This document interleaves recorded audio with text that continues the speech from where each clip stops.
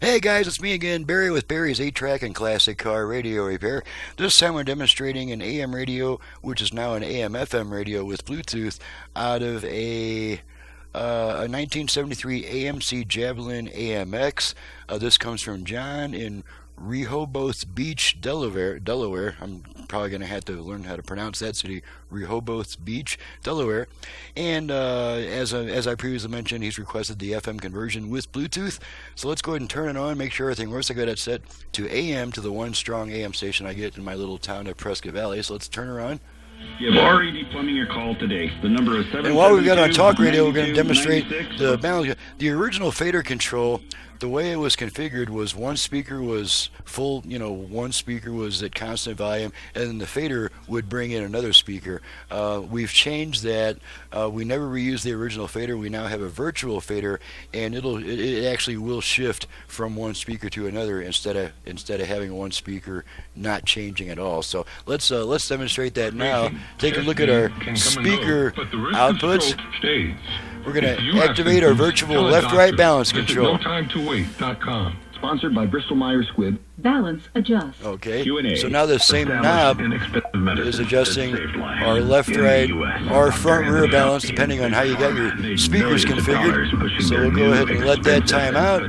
Balance set. Okay, now we know we got both speakers working. Okay, now we know that the AM is working.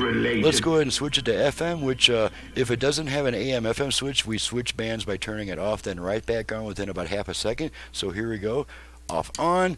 Okay, now we're on FM, and I have all 5 presets set to stations in my area for a quick test.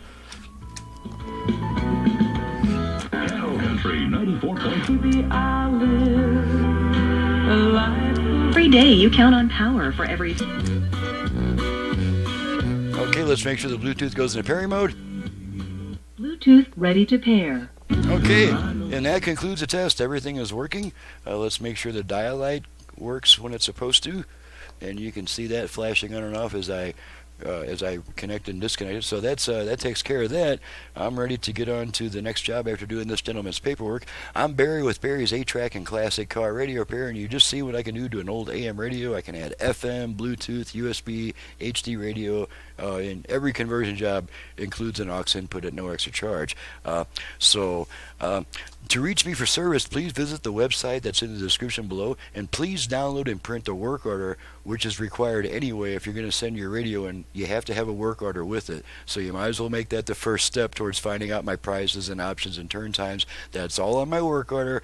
And then once you've got a work order in your hand, if you do need to call me, it's only for a minute or two just to make friends real quick, make sure you can trust me. Maybe there's a last minute question that the work order didn't answer, stuff like that.